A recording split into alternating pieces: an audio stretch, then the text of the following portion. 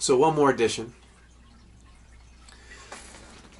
Another vision that I had for this studio was a dog bed or some sort of like area that Simon could spend some time in here, because there are days where I'm in here all by myself because my wife maybe will be with the kids like at a birthday party, and sometimes I go to them and sometimes I don't.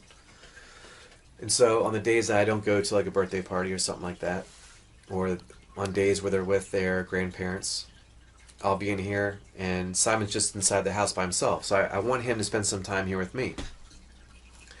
So today we tested it out.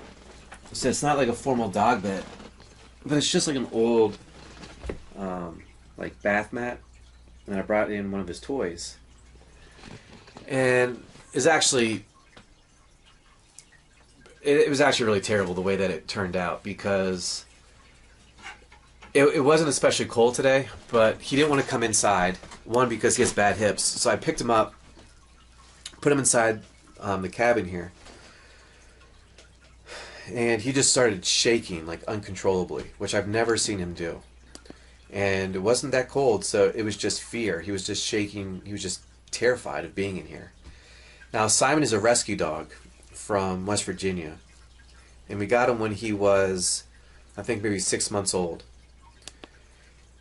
So we have no idea what his history is. But when we got him, he had scars all over him. Not all over him, but he had some scars. So we think that he may have been like, fighting, or he just was neglected. But he had like a rough upbringing. And so when I brought him into the, I always say cabin, like when I brought him inside the studio, I think it was just like very traumatic. Like it brought him back to like maybe how he was kept when he was a puppy. So I was trying to comfort him, and then I was trying to move him over here to his little space over here. Like at first it was right over here, and I was like, well, maybe it is just like too cold. Maybe he needs to be like closer to me. So then I moved him over here, and man, he didn't even want to sit down. He just like didn't even want to go past me. He just like stayed there, and I was like, all right, buddy, I'm not gonna force the issue.